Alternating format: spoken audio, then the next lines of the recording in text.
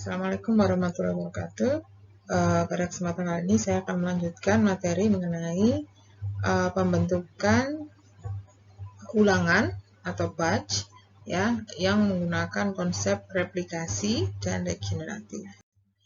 Pada materi minggu lalu, materi sebelumnya kita sudah membahas mengenai apa perlunya ulangan ini di dalam konsep simulasi. Jadi supaya kita bisa mendapatkan hasil percobaan yang objektif, tidak hanya sekali melakukan percobaan, sama seperti ketika melakukan percobaan di lapang dengan pengamatan langsung. Di sini walaupun kalian melakukan simulasi, tetap konsep ulangan tersebut harus diterapkan ya.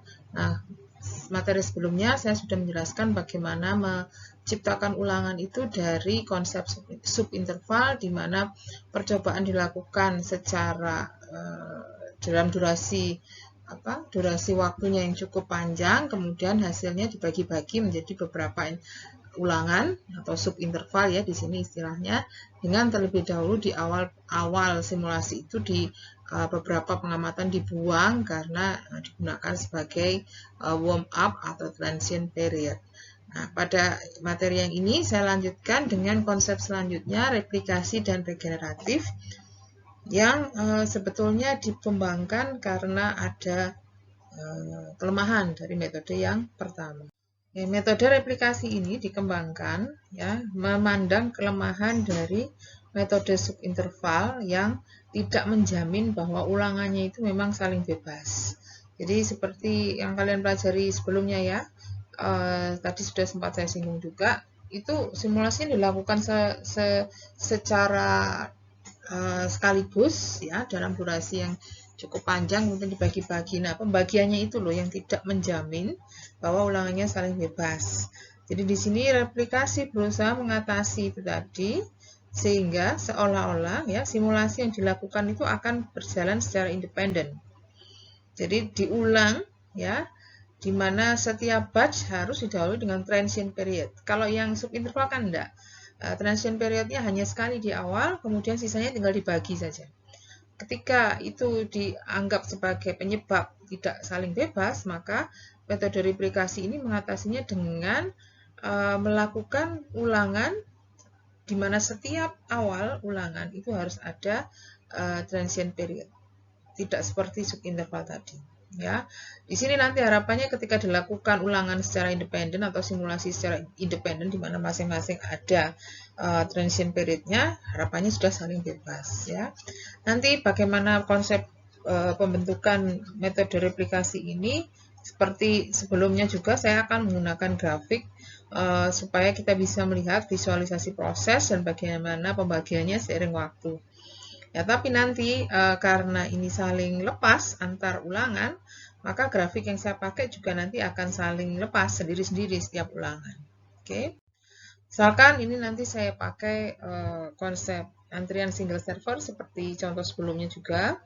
Tapi di sini akan saya terapkan metode subinterval, di mana transient atau warm up periodnya ini 5 jam, 5 jam simulasi ya, TM-nya itu loh ya. Kemudian setiap interval 6 jam, sehingga satu ulangan atau satu batch itu proses kamu melakukan simulasi seolah-olah antrian tadi berjalan 11 jam. Jadi 5 plus 6. Ya, setiap sekali simulasi dilakukan sampai TM kurang dari atau sama dengan 11, selesai. Jika dibutuhkan ulangan, maka konsep yang sama diulang lagi. Ya, contoh saya ini 3 ulangan, maka cerita yang sama diulang lagi, dengan tentunya nanti bilangan randomnya akan berbeda. Tapi yang saya maksud di sini kemiripannya ada pada T5, apapun yang terjadi di 5 jam pertama itu tidak dipakai, yang dipakai untuk perhitungan output yang 6 jam sisanya, total 11. Oke, jadi output dihitung setelah transient period ya. Nah, status sistem apapun itu, mau itu banyaknya pekerjaan, mau itu waiting line, mau itu status server, semua dihitung setelah T melewati transient period. Ini contoh saya mempunyai pergerakan banyaknya pekerjaan seiring waktu di sini yang sudah saya coba tampilkan tabelnya. Ya, jadi bisa kamu amati di situ pada T0 ini biasanya inisialisasi. Kemudian event pertama itu kedatangan terjadi pada menit pertama yang langsung menaikkan pekerjaan menjadi 1. Kemudian event kedua di menit kedua, di jam kedua, jam kedua pekerjaan menjadi 2. Lalu arrival ketiga seharusnya datang di jam ke-6 ini. Tapi berhubung kita menggunakan transient period yang 5 jam dan itu harus ada awal ya sebagai indikasi awal, maka 5 ini seolah-olah saya insertkan sama seperti konsep subinterval sebelumnya. Kalau pemotongan terjadi pada antar kejadian ya di mana ini masih menunggu belum pas kejadiannya, maka kita harus insertkan durasi yang menjadi awal ulangan ini tadi, awal batch ini tadi. Di 5 dengan banyaknya pekerjaan ikut yang sebelumnya 2. Dan selanjutnya di 6 nambah 1, setelah itu 9 turun jadi 2 pekerjaan, 10 turun jadi 1 pekerjaan, 11 habis. Tapi di sini tidak saya gambarkan setelahnya. Oke. Nah, secara TM bisa saya tunjukkan bahwa di replikasi yang pertama ini ya, TM yang kurang dari 5 ini kita anggap sebagai transient period. Jadi apapun yang ada di sini nanti tidak masuk perhitungan. Hitungan yang kita pakai adalah proses yang terjadi setelah 5. 5 ke kanan, di sini saya tuliskan 5 sampai sebelum 11. Ya, 11-nya nggak diikutkan. Ya. Ini semua nanti yang dihitung sebagai output. Ini replikasi atau ulangan yang pertama. Metode replikasi ulangan yang pertama. Bagaimana dengan ulangan yang kedua? Lakukan lagi. Jadi seolah-olah kita restart dari awal. Ada inisialisasi, ya, terus ada arrival time, service time dan seterusnya yang memunculkan angka-angka ini, ya. Tapi di situ kita pakai berhenti sampai 11 saja. Ya, TM dijalankan mulai inisialisasi sampai berhenti 11 dan dengan logika yang sama di sini nanti yang sampai TM sampai dengan 5 tapi 5-nya tidak ikut, kita anggap ini sebagai transient period. Nih. Ya, jadi terjadi arrival di jam kedua nih ya, 1 pekerjaan, di jam ketiga 1 pekerjaan lagi naik, jam keempat 1 pekerjaan lagi naik. Kebetulan di sini pas di jam kelima ada event arrival ke berapa itu? Keempat yang menyebabkan ini jadi 4 pekerjaan dan 5 ini jadikan batas awal dari batch yang kedua. Yang selanjutnya dilanjutkan dengan departure ya. Nah, turun jadi 3, 2, 1, selang waktunya hanya 6 ke 8 ini yang 2 jam, sisanya 1 jam. Ya, 9 ke 11 ini 2 jam ya. Di 9 ke 11 dari 1 menjadi 0 itu 2 jam selesainya.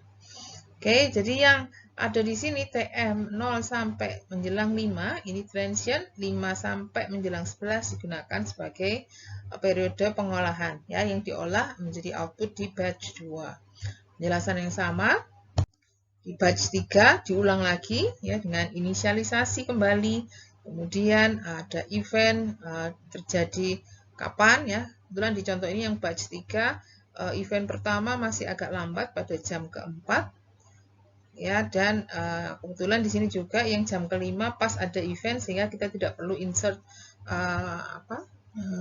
kejadian buatan yang menandai awal batch. Jadi di sini memang ada kejadian di awal batch. Jadi TM-nya 5 sampai menjelang 11 itulah yang masuk ke batch 3 dan input proses yang ada di sini diolah nanti menjadi output bagi batch 3. Pengolahannya sama seperti yang kita pakai sewaktu menggunakan metode subinterval. Jadi waktu itu kita menambah kolom yang menghitung time between event antara selisih TM antara baris sebelum dan baris yang sama. Ya, baris sebelum dan baris yang sama. Jadi 1 ini asalnya dari 1 kurangi 0. 1 yang ini asalnya dari 2 kurangi 1. 3 yang ini asalnya dari 5 kurangi 2 ya. Yang merupakan panjang atau lebar anak tangga pada gambar di sini. Saya menginputkan rumusnya dari awal mulai transient period sampai ke bawah, di copy, ditarik gitu ya, di copy ke bawah. Tapi nanti yang ini sebenarnya tidak dipakai ya. Tapi kalau kamu ingin memastikan satu itu ya ini loh lebarnya ini satu, di sini 3 berhenti sampai 5. Ya, yang dari mana? Dari 5 ke 6 cuma 1 jadinya lebarnya. Oke. Kemudian kolom 1 lagi yang menunjukkan hasil perkalian antara banyaknya pekerjaan di dalam sistem. Kebetulan status yang kita amati adalah banyaknya pekerjaan di dalam sistem kali between event-nya di sini yang merupakan luasan, kalau dijumlah adalah luasan di bawah tangga ini. Ya, jadi seperti A1 hitungnya tinggi 2 kali 1, tinggi 3 kali 3, tinggi 2 kali 1, setinggi 1 kali 2, totalnya adalah luas ini. Yang angka-angkanya bisa kamu lihat dari sini. 2 kali 1, 3 kali 3, 2 kali 1, 1 kali 1. Jadi dengan Excel-nya kamu bisa melakukan hal ini dengan mudah. Tinggal copy rumusnya. Di total sama dengan 14. Sama, pada batch 2 lakukan hal yang sama. Sebelum kita masuk ke batch 2, jangan lupa ya, ini dibagi dengan interval yang terdiri dari 6 jam. Satu interval, satu batch itu 6 jam. Sehingga A1 tadi luasnya kita bicara mengenai rata-rata banyaknya pekerjaan per jam. 14 jam tadi, 14 pekerjaan ini dalam durasi 6 jam. Sehingga rata-ratanya 2,33. Batch 2 sama ya. Tabel yang tadi di batch 2 yang merepresentasikan proses ini, tambahkan kolom between event dan perkalian banyaknya pekerjaan dengan between event. Ya, yang merupakan luasan di bawah anak tangga ini.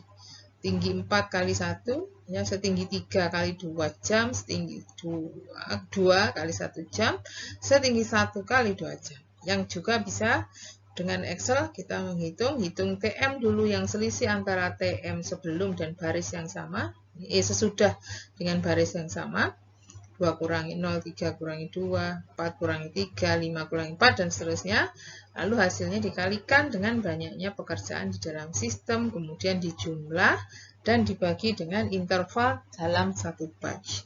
Sama hasilnya kebetulan 2,33. Di batch yang 3 mungkin agak berbeda, di sini lebih banyak ya, bisa dilihat ini kayaknya agak padat di sini yang posisi batch 3. Angkanya jadi total 17 dibagi 6, 2,83 dengan cara yang sama. Nah, angka-angka inilah nanti yang kita pakai untuk analisis lanjutan.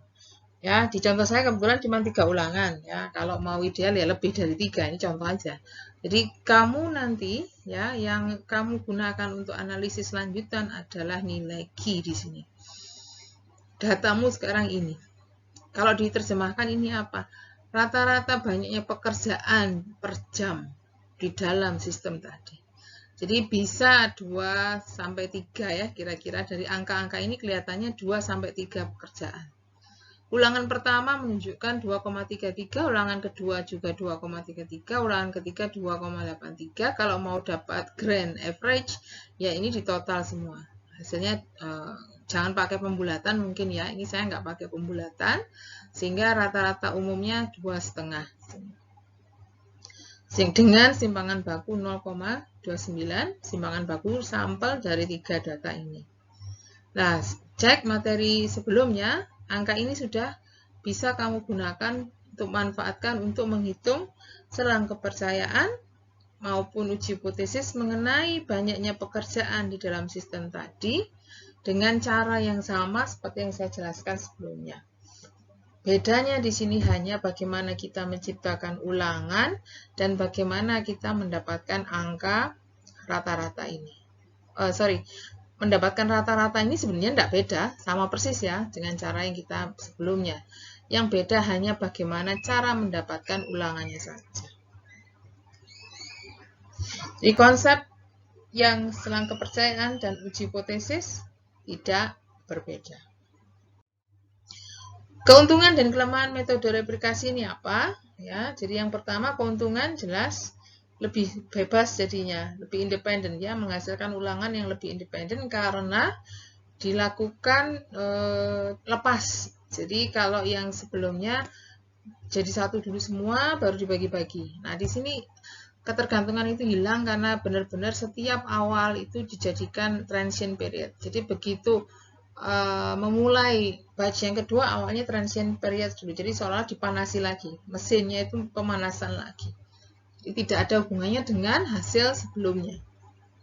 Oke, namun karena terlalu banyak juga ini, terlalu banyak transient periodnya, hasilnya bisa jadi tidak sesuai dengan tidak tepat dengan dalam memotret kejadian yang sebenarnya, ya bias ini istilahnya.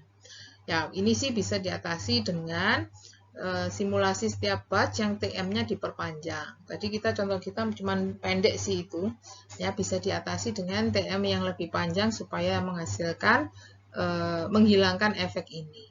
Oke. Nah, di contoh saya tadi memang hanya pada antrian single server, tapi metode replikasi tadi juga bisa kalian terapkan jika ingin melakukan analisis atau membentuk ulangan pada simulasi inventory single period, ya. Atau yang Erkomaki pun juga sama sebetulnya ceritanya, ya. Jadi di sini catatan seperti materi sebelumnya sudah saya kasih outline-nya juga ya. Ordering policy-nya sudah harus ditentukan, ya, yang mana yang menghasilkan biaya paling murah. Itu sudah mutlak harus ada dulu. Kemudian jika diinginkan simulasi 30 hari demand, kemudian simulasinya tadi diulang 50 kali, di mana setiap kali itu ada 5 hari demand sebagai transient period, maka dibutuhkan input besaran biaya, demand yang random, jadi sebarannya sudah diketahui, sudah kamu bangkitkan, cuman membangkitkannya berapa. Nah, sesuai outline konteksnya ini tadi, replikasi berarti kamu ya 30 simulasi ini selalu diawali dengan 5 hari demand sebagai transient period. Jadi satu ulangan itu ada 35 hari demand yang nanti dikali 50. Jadi angka demand-nya harus dibangkitkan sebanyak ini yang tidak kontinu melakukannya, ya. Atau boleh kontinu, boleh, tapi polanya selalu 5 transient 30 diolah. 5 transient 30 diolah. Seperti itu. Jadi tidak terusan seperti konsep subinterval. Nah, di sini nanti ulangan yang angkanya diolah adalah angka yang setelah demand hari kelima, ya. Outputnya nanti apa? Sama. Outputnya tetap output rata-rata profit dari setiap ulangan. Setiap ulangan tadi menghasilkan satu rata-rata profit, sehingga kamu jika lakukan 50 kali atau 50 batch, maka yang diperoleh adalah 50 rata-rata profit. Yang tadi contoh kita 3 rata-rata banyaknya pekerjaan, sekarang 50 rata-rata profit. Ya. 50 rata-rata ini diolah untuk mendapatkan selang kepercayaan, hipotesis, setelah terlebih dahulu dihitung rata-rata, simpangan baku, ya, yang diolah lebih lanjut menjadi dua ini, selang kepercayaan dan hipotesis. Konteksnya ya rata-rata profit. Nah, metode terakhir tentang regeneratif, ya, di mana konsep ini seolah-olah ya mengatasi ya kemungkinan yang tadi. Yang pertama, ketergantungan antar batch, kemudian yang kedua tidak perlu penambahan transient period di setiap awal, ya, yang tadi katanya juga berefek pada bias kan, bias dari hasil simulasinya. Nah, di sini dia seolah-olah berusaha menyempurnakan dua-duanya. Ya, jadi di sini konsepnya mirip dengan subinterval, tapi baginya tidak tetap. Kalau subinterval selalu pembagiannya sudah ditetapkan dari awal. Ketika diinginkan satu batch 6 periode, ya 6 jam gitu misalkan, ya 6 jam terus mulai awal sampai akhir, tidak peduli awal dari batch itu sifatnya seperti apa. Ya. Nah, di sini tidak. Ada ulangan yang dibentuk dari konsep serupa subinterval, tapi memulainya selalu ada aturan di sini. Awal setiap batch harus dalam kondisi sama. Tujuannya apa? Supaya kemungkinan ketergantungan antar ulangan ini bisa dihindari tanpa harus menambahkan warm up period di setiap awal batch. Oke, jadi konsepnya sama dengan subinterval, tidak pakai insert warm up period setiap awal batch, tapi dimodifikasi dengan memilih awal yang sama, kondisi yang sama di setiap batch. Jadi tidak sembarangan seperti subinterval kemarin yang selama pembagiannya 6 jam atau TM 6 jam ya, satu interval harus 6 jam. Satu batch harus 6 jam, 6 jam. Durasinya sama, tidak peduli kondisinya seperti apa. Ini contohnya, kondisi yang dimaksud adalah setiap batch nanti harus dilihat, harus selalu diawali dari kedatangan pertama setelah periode idle.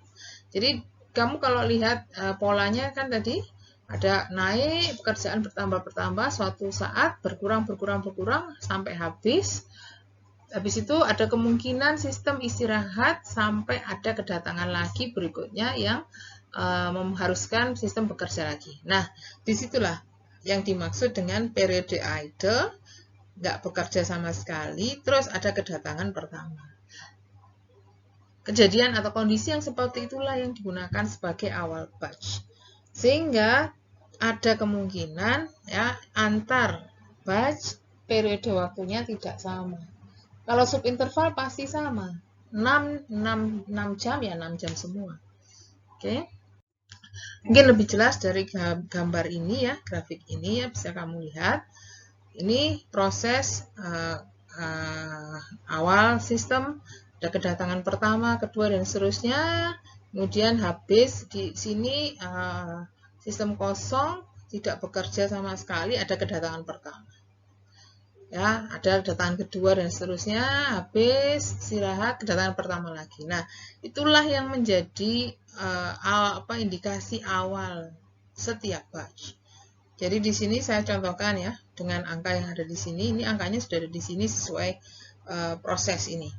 Jadi kedatangan pertama pada jam keempat katakan banyaknya pekerjaan 1. Ya, karena ini kedatangan pertama, maka batch pertama ya saya pakai ini. Ya. Walaupun sebenarnya ini terlalu warm up periodnya terlalu sedikit ya. Jadi ini di sini juga nggak ada apa-apa sebenarnya. Ya, cuman ya untuk ilustrasi aja, ini saya anggap sebagai transient period 0 sampai sebelum 4 ini. Oke, nanti pada prakteknya bisa jadi ini ada pergerakan. Jadi nunggu sampai habis baru ada pergerakan ya. Jadi bisa jadi kejadian pertama itu benar-benar sebagai awal batch yang sebelumnya benar-benar nggak ada apa-apa, atau di transient period ini sudah ada sesuatu di sini. Nah, nunggu habis dulu ya baru ada kejadian pertama. Oke. Nah, dan di sini kamu lihat kejadian pertama dan di TM keempat dan seterusnya. Di mana di sini saya nggak tetapkan berhentinya kapan. Yang jelas di sini saya anggap ini satu siklus karena dimulai dari 1 naik menjadi 2 pekerjaan, 3 pekerjaan, terus turun 2, 1 balik lagi ke 0. Ya, ini lagi ke 0 di sini. Ini satu siklus karena berawal dari 1 naik kembali ke 0 terus nanti 1 lagi. Sebelum 1 inilah satu siklus. Ya, jadi di sini transient periodnya kurang dari 4. Kenapa? Karena di TM4 sudah ada kedatangan pertama yang kita jadikan awal batch. Ya, kemudian batch 1 durasinya mulai 4 sampai sebelum 13. Karena di 13 ini sudah ada kedatangan berikutnya. Kondisi idle-nya berakhir ya di jam ke-13. Oke. Lanjut, batch berikutnya, batch kedua yang kita tandai di sini dari TM13 naik pertama setelah istirahat, ya, kedua, ketiga, naik, turun, terus turun lagi di 17 ya, 17 istirahat. Dan saya anggap TM-nya itu meliputi 13 sampai 18 karena di 18 ini sudah ada kedatangan berikutnya. Sehingga TM mulai 18 ini kita pakai sebagai awal dari batch yang ketiga. Oke, dan sama ceritanya. Ini habis 0, ada lagi di 28 sehingga 28 sampai 35 menjelang 35 itulah batch yang keempat. Oke. Nah, dapat 4 batch dari running simulasi 0 sampai 35 ini bisa diperoleh 4 siklus ya. Siklusnya itu apa ya? Karena dari 1 sampai 0 lagi itu siklus. Sampai 0, 1 lagi kedatangan berikutnya setelah 0, siklus dimulai lagi. Gitu. Oke, nah masalahnya ini sudah saya tambah di Excel dengan bantuan Excel. Menghitung time between event yang rumusnya sama seperti tadi. Ini perkalian antara banyaknya pekerjaan dan between event. Cuma nanti di sini akan kamu amati bahwa masalah di sini yang agak mempersulit, ya bukan mempersulit ya, karena memang ini metode yang dianggap paling ideal. Jadi memang lebih kompleks secara matematis. TM-nya, ya kalau tadi yang contoh subinterval maupun yang replikasi, TM dalam satu batch meliputi interval yang sama. 6 jam, ya 6 jam semua, mulai batch 1 sampai 4. Di sini tidak. Ya, ketika kamu lihat di sini, batch 1 mulai 4 sampai menjelang 13. Kalau kita ngitung durasinya, ini 13 kurangi 4, 7. Yang ini 18 kurangi 13, 5. Yang ini 28 kurangi 18, 10. Tambah besar. Ya, beda-beda. Makanya di sini ada identifikasi tambahan selain luas daerah di bawah kurva, ada durasi. Jadi besaran yang kita pakai tidak lagi satu hanya A terus nanti dibagi interval gitu. Enggak, di sini karena interval yang berbeda ada tambahan BI. Oke, contoh misalkan yang di batch 1 ini sama ya caranya seperti tadi. Ini hitungannya hasilnya 12 perkalian BE dan banyaknya orang dalam sistem ini dijumlah hasilnya 12. Kemudian saya hitung durasi 13 kurangi 4. Oke, nanti hasilnya dibagi menjadi besaran Y namanya nanti di belakang. Ya, batch 2 juga begitu. Nah, durasinya 18 kurangi 13, 5. Besarannya yang di bawah kurva ini perkalian 1 kali 1, 2 kali 2, 1 kali 1, 0 kali 1 ya. Batch 3 juga sama, durasinya 10. Dan yang keempat, menggunakan angka yang ada di bawah sini, output luasan di bawah kurva, angka ini 1 tambah 2 tambah 3 tambah 0, hasilnya 6, dengan durasi 35 kurangi 28, 7. Oke, jadi semua batch ada hitungan A, ada hitungan B, yang nantinya diolah lebih lanjut dengan rumus ini. Jadi nanti ada istilah banyaknya pekerjaan di dalam sistem itu terkoreksi dengan banyaknya periode. Karena periodenya tidak sama. Jadi tidak hanya A dibagi gitu saja. Kalau kemarin kan masing-masing luas dibagi interval. Sekarang tidak. Jadi hitungannya lebih kompleks. Yang pertama, A-mu tadi kan ada 4 sebanyak batch-nya. Jadi nanti dihitung rata-rata. Dari A, ya 4A tadi, A1, A2, A3, A4 ditambah dibagi N. Hasilnya rata-rata A. Time interval tadi juga beda-beda. Ya, B1, B2, B3, B4 di rata-rata. Jumlah dibagi N. Tambah satu lagi besaran yang menggabungkan keduanya dengan rumus seperti ini. Saya juga tidak hafal rumusnya. Tapi yang jelas di sini A-nya jalan, B-nya jalan, I1 sampai 4 di contoh kita. Tapi setiap kali di depannya ini ada koreksi. N A rata-rata dibagi B rata-rata dikurangi N-1, N A bar dikurangi AI, N B bar dikurangi BI. Nggak usah dihafal, masukkan aja ini dengan rumusan Excel. Di sini saya punya tabel gitu ya. Nanti Y-nya akan ada sebanyak N pula. Jadi kalau kamu punya 4 batch ya nanti akan ada Y1, Y2, Y3, Y4 yang nanti hasilnya juga di rata-rata. Oke, jadi di punya kita tadi A1 12, A2 6, A3 10, A4 6. Kalau mau dihitung rata-ratanya hasilnya 8,5, ini A bar. Jadi kalau mau dituliskan ini yang A bar, yang ini yang B bar. 9, 5, 10, 7. Kemudian Y dihitung per batch dengan menggunakan koreksi A bar dan B bar. Kemudian angka AI 12, BI 9, hasilnya 1,387 dan seterusnya untuk batch kedua, ketiga, dan keempat. Yang ini adalah rata-rata dari 4Y itu tadi. Rata-rata ini dan ditambah simpangan baku yang dihitung dari Y inilah nanti yang menjadi bahan baku analisis lanjutan menggunakan selang kepercayaan atau uji hipotesis.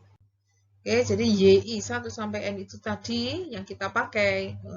Beda dengan tadi yang subinterval atau yang replikasi. Yang kita pakai adalah rata-rata Q ya, rata-rata banyak pekerjaan, luasan di bawah kurva yang kita notasikan dengan A dibagi interval. Intervalnya sama semua. Nah, sekarang karena interval yang berbeda-beda, ada koreksi, sehingga variabel yang kita pakai namanya sekarang YI, yang di dalamnya ada AI dan BI, ada A bar dan A rata-rata dan B rata-rata. Oke, mengenai bagaimana ngitungnya sama persis, cuman data yang dipakai adalah YI. Oke, nah jika konsep ini kita terapkan, maka sesuai yang ditawarkan di depan tadi, metode ini akan menghasilkan ulangan yang saling bebas dan tidak ada bias akibat beberapa kali warm up period tadi.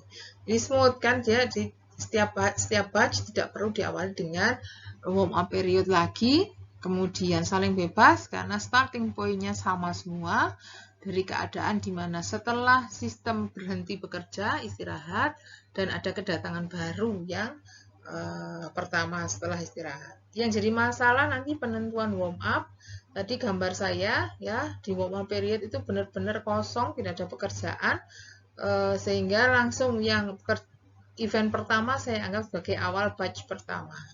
Tapi bisa jadi ketika kamu membutuhkan lebih dari itu, ya bisa transient periodnya lebih lama dari itu, ya otomatis nanti yang menjadi kedatangan awal batch itu adalah siklus yang kedua mestinya. Ya, jadi sudah ada kedatangan sampai habis, kemudian baru dimulai dengan kedatangan pertama setelah transient period, ya kedatangan pertama setelah transient period. Jadi kalau tadi ini diawali dengan flat, ya baru ada satu, ini kita anggap sebagai transient. Nah, bisa saja yang terjadi adalah ini di titik 0, ini tadi 0 ya, 0 ini 2 kalau nggak salah dalam bahasa tadi.